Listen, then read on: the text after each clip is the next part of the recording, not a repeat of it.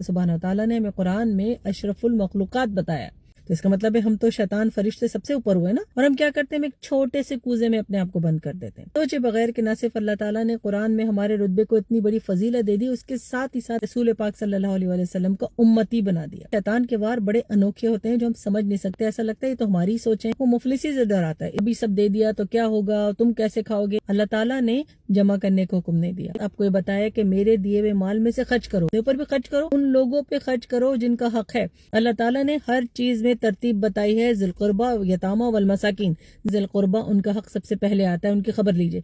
यतामा आ जाते हैं, तो उसके बाद आ जाते हैं ऑर्फन्स। अल्लाह ताला ने जो भी आपको अपनी तरफ से रहमत की उसको खर्च करना है। अल्लाह ताला आपको बुखील बनने की ही तरगीब देता है। नहीं नहीं नहीं, अल्लाह ताला ने कहा ना रिस्क का वादा तो मेरा है। अपने आप को बताना है, अपने नफ्स को बताना है कि जो अल्लाह आज है वो कल भी होगा, जो अल्लाह आज दे रहा है वो कल भी देगा। मेरा तो कोई जिम्मा है ही नहीं, अल्लाह ताला का सारा जिम्मा है।